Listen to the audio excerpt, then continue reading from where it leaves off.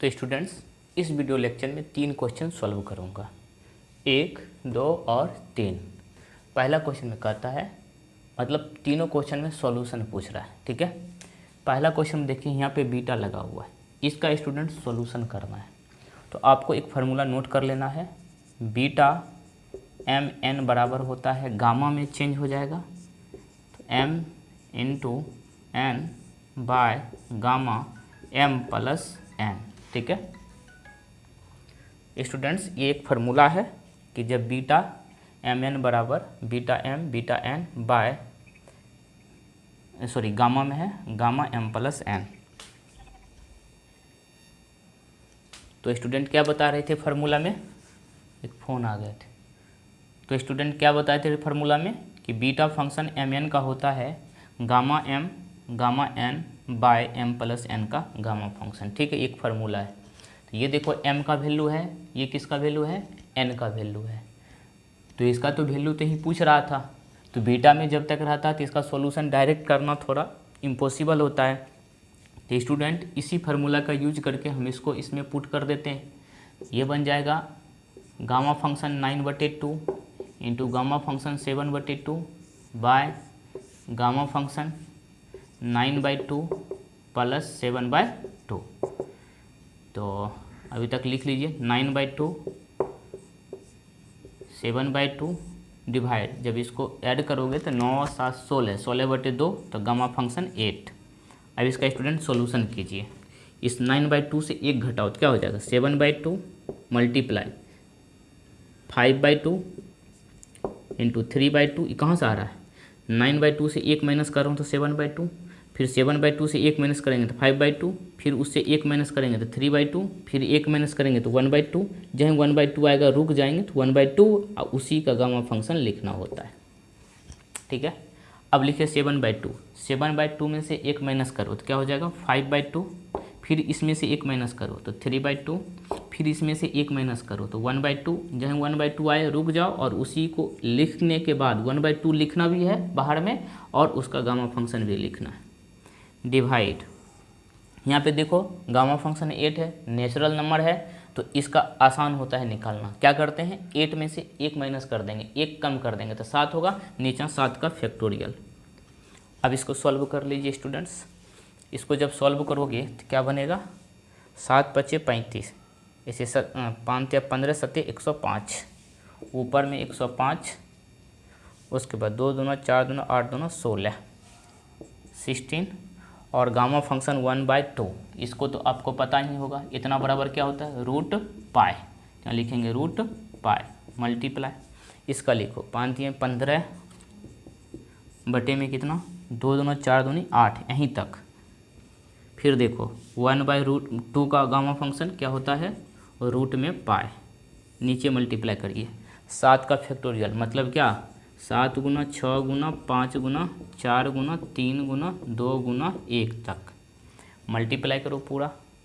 Calculator लीजिए, वहाँ तो आपको कैलकुलेटर देगा कि नहीं देगा पता नहीं, ठीक। अभी सबको सॉल्व कर लीजिए तो ये हो जाएगा 105 × 15, तो स्टूडेंट हो जाता है ये 1575 ना, नीचे ये 16 × 8, 16 × 8, ये हो जाएगा 128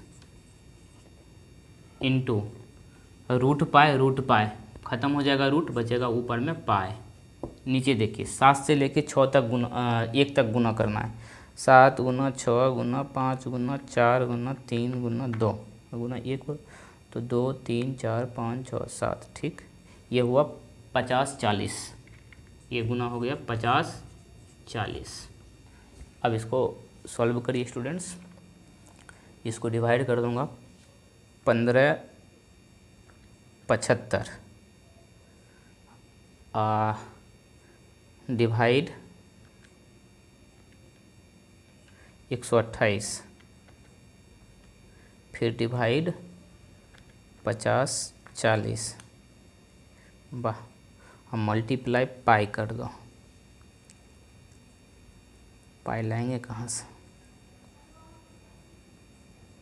ये हो रहा है स्टूडेंट्स कितना पता है, ये कैलकुलेशन हो रहा है 2.44 गुना 10⁻³ पाई, यह आंसर हो रहा है।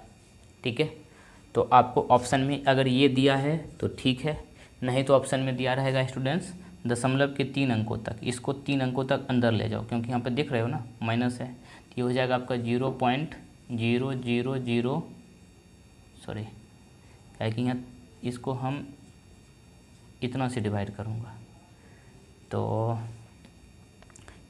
इसके 3 अंकों बाद ना 244 मल्टीप्लाई पाई हो जाएगा, ये आंसर आएगा ना। ये अगर आंसर किसी कारण से नहीं आ रहा है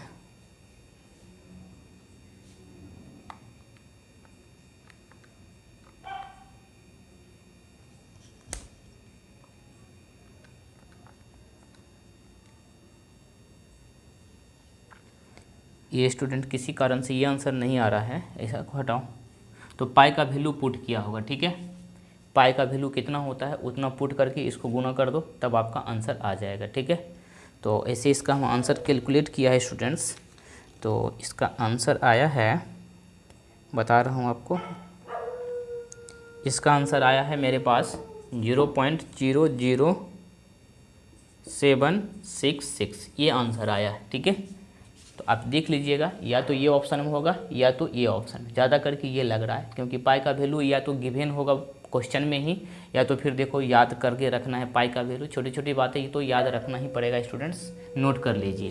तो देखिए क्या किए, इस क्वेश्चन को सॉल्व करके इस माध्यम से गामा में चेंज करके हमने वैल्यू फाइंड कर लिया।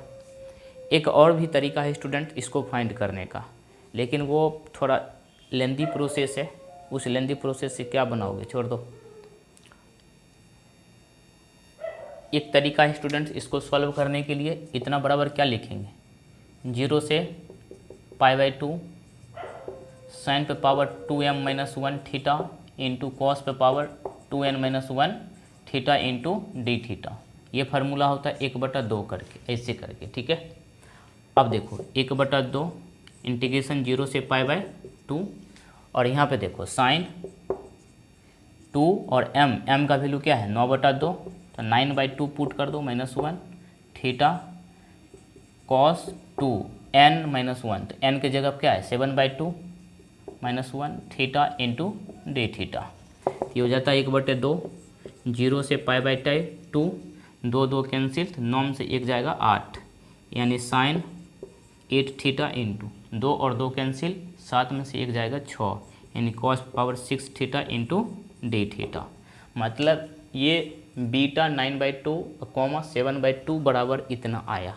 ठीक है, और इतना बराबर स्टूडेंट फार्मूला होता है गामा में 1/2, तो देखो ऑलरेडी पहले से है। तो अब सॉल्यूशन करते हैं, तो क्या होता था स्टूडेंट्स, गामा 8+1 यानी p+1/2, फार्मूला लिख लेता हूँ, फिर q+1/2 divide by 2 gamma p+q+2/2, ये फार्मूला था। चलिए देखिए, यहाँ से देखो स्टूडेंट्स, ये ऊपर में है तो ये कट जाएगा, यहाँ से ख़त्म ये। ठीक, सॉरी 1/2 कहाँ से ला दिया, 2 होता था, गलतियाँ तो करता हूँ मैं, यही होता था ना, हाँ यही तो फार्मूला है, 2 आता है यहाँ पे। ठीक है, तो 2 से 2 ये कट जाएगा। अब देखो p+1, p हमारा कितना है 8, 8 में 1 जोड़ दीजिए 9, तो 9/2, फिर गामा फंक्शन q कितना है 6, तो 6 + 1 यानी 7, 7/2 बाय गामा फंक्शन। अब देखो 8 + 6, 8 6 14 और +2 15 16, p और ये q, तो 8 6 14 और 2 16, 16/2, तो यहाँ हो जाएगा 8। तो देखिए डायरेक्ट उस सॉल्यूशन पे आया कि नहीं। तो अगर आपको गामा फंक्शन और बीटा फंक्शन का रिलेशन पता है, ठीक है, यहाँ से देख रहे हो ना, इतना करने के बाद इस रूप में लाए और इस रूप से हमने इसको गामा में चेंज किया, तब हमारा ये आया। अगर आपको डायरेक्ट ये फार्मूला पता है तो आप यहाँ से डायरेक्ट ये लिख सकते थे जो इससे पहले बताया था, सेम आया कि नहीं। मतलब इतना कैलकुलेशन से आप बच जाओगे जब आप इतना बराबर फार्मूला याद रखोगे m n by m plus n, कुछ है इसमें नहीं, इतना याद करने के लिए क्या है, कुछ नहीं है। तो बीटा में दिया है तो इसको गामा में से चेंज कर सकते हो, समझ गए, नोट कर लीजिए। अब बाबू साहब क्वेश्चन नंबर 2 पे विचार किया जाए। आपके पास जो क्वेश्चन है स्टूडेंट क्या है, गामा 5/6 इंटू गामा 1/6। अगर नीचे में 2 रहता ना तो एक एक कम करते चले जाते, क्वेश्चन यूँ ही सॉल्व हो जाता है। लेकिन जब इस रूप में रहे, जब देखिए 2 से डिवाइड नहीं है, तो आप हमेशा इस पर विचार करना कि एक फार्मूला था n इंटू 1 - n वाला, इस पर विचार करना। जब नीचे में 2 है तो एक एक कम करके सॉल्व कर लेना, ठीक है। जब ये वैसा नहीं रहे तो इस पर विचार करना, और इतना बराबर तो लिख सकते हैं, we know that n into 1 - n बराबर क्या होता है, π/sin n पाई होता है। तो इसीलिए देखिए स्टूडेंट n क्या है, छोटा वाला नंबर, इसमें 1/6 ये लिखेंगे, और इसको क्या लिख सकते हैं 1 - 1/6। तो देखिए इसका सॉल्यूशन क्या हो जाएगा 5/6 बराबर, जहाँ n है वहाँ पे क्या पुट करेंगे 1/6, ये हो जाएगा π/sin π/6, क्योंकि n पाई है तो n के प्लेस पे 1/6 पुट करूँगा तो π/6 हो जाएगा। तो स्टूडेंट्स π/sin π/6 यानी 30 डिग्री, इसका क्या होता है 1/2, ये हो जाएगा 2π आंसर। मतलब इसका जो सॉल्यूशन होगा ये हो जाएगा 2π। तो जहाँ ऑप्शन में देखोगे 2π है उसको सॉल्व कर देना। इसको हटा रहा हूँ, नहीं सोचोगे क्या इतना बराबर है, तो इसका जब सॉल्यूशन करोगे तो कितना आएगा 2π। तो इसी प्रकार का जब क्वेश्चन रहे तो आप देखो सबसे पहले कि 2 से डिवाइड है, तब तो 1 एक एक घटा के उसको हम 1/2 तक ले जाते हैं। लेकिन जब वैसा नहीं रहे तो स्टूडेंट हम इस फार्मूला पर विचार करेंगे और उसी पर विचार करके इसका सॉल्यूशन फाइंड करेंगे, ठीक है। अब देखिए आपके सामने है तीसरा क्वेश्चन। तीसरा क्वेश्चन में स्टूडेंट कहता है find beta function and gamma function. कुछ तो करना ही नहीं है, 1 नंबर क्वेश्चन का जो थोड़ा प्रोसेस से बताए थे उसी पे तो है, इसको मिटाया जाए स्टूडेंट्स। अब देखिए क्वेश्चन आपके सामने क्या है, 0 से π/2 sin पे पावर 3/2 थीटा इंटू कॉस पे power 1/2 theta into D theta. तो स्टूडेंट इतना बराबर फार्मूला देखिए ये क्या है, यहाँ से निकाल लेते हैं। तो स्टूडेंट्स तो इतना बराबर डायरेक्ट क्या हो जाएगा, अगर इसका बीटा फंक्शन निकालना चाहोगे तो 1/2 बीटा। अब देखो ये क्या है, इस पे पावर दिया गया है, अब ऐसा नहीं ये m है, ये m के रूप में नहीं है, ये p के रूप में है और ये q के रूप में है स्टूडेंट्स। ये m के रूप में कब होता, ये m के रूप में स्टूडेंट, अब देखो m में भी हम निकाल के आपको दिखा दूंगा, ठीक है। तो ये p के रूप में और ये q के रूप में, तो क्या हो जाएगा p + 1/2 कोमा q + 1/2 यानी 1/2 बीटा फंक्शन। अब p कितना है 3/2, इसमें 1 जोड़ दीजिए तो ये हो जाएगा 5/2। तो 5/2 अब पहले से 2 है तो 4 हो जाएगा कॉमा, ये देखिए कितना है 1/2 + 1 यानी 3/2, अब पहले से नीचा में 2 है तो हो जाएगा स्टूडेंट 3/4। ये किसका आंसर हो गया बीटा फंक्शन का, क्वेश्चन में पूछा था बीटा फंक्शन।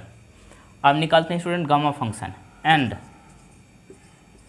गामा फंक्शन बराबर क्या होगा, gamma function p + 1/2 into q + 1/2 by 2 gamma function p + q + 2/2, ठीक है। यहाँ से भी निकाल सकते हैं। अब ये m है और ये n है, ये m और ये n है, लेकिन स्टूडेंट ये p और ये q है, ठीक है। तो हो जाएगा इसका कितना p + 1/2 का आया है 5/4, गामा फंक्शन इसका आया है स्टूडेंट 3/4 डिवाइड p + q तो 3/2 + 1/2 ये हो जाएगा 4/2 न, यानी 2 और प्लस ये 2 यानी 4, 4/2 यानी 2। तो इसका सॉल्यूशन हो जाएगा 2 और गामा फंक्शन 2, क्योंकि इसमें तो 4 आया था, 4/2 करेंगे स्टूडेंट तो 2 ही जाएगा। सही है ना, देख लेते हैं एक बार। 3/2 1/2 तो यानी 4/2 और प्लस 2, तो हो जाएगा कितना, गलत हो रहा है, 3/2 प्लस 1/2 और प्लस 2 और बटे में कितना 2। पहले इसको जोड़ दीजिए तो 4/2, तो 3 प्लस 1 यानी 4, 4/2 यानी 2, 2 प्लस 2 यानी 4 और 4/2 यानी 2। सही है। इसको आप सॉल्व करिए स्टूडेंट्स, तो कितना बन जाएगा ये 5 का 5/4 का गामा और 3/4 का गामा। इसको 2 और 2 में से 1 घटा के उसका फैक्टोरियल, मतलब 2 से 1 कम का फैक्टोरियल यानी 1 ही होगा, तो इतना ही हो जाएगा। आगे इसको सॉल्व करिएगा तो देखिए यहाँ नीचे 4 है स्टूडेंट, तो 1 कम करके सॉल्व इसको नहीं किया जा सकता है। तो क्या इस पर है ये n × 1 - n पे देख लेते हैं, 3/4 ठीक है इंटू 1 - 3/4 आ रहा है, 1/4 हो जा रहा है। नहीं, इस पे नहीं बनेगा। ठीक है, हो गया, इसका यही सॉल्यूशन है। ठीक है, यही सॉल्यूशन है, नोट कर लीजिए। तो स्टूडेंट्स अगर इस पे अगर हम सॉल्व करें डायरेक्ट, हम p + q गामा फंक्शन में लिए हैं ना, अगर हम यहाँ से सॉल्व करना चाहेंगे तब इसका क्या होता है स्टूडेंट्स, Pmn बराबर होता है mn/m + n का गामा।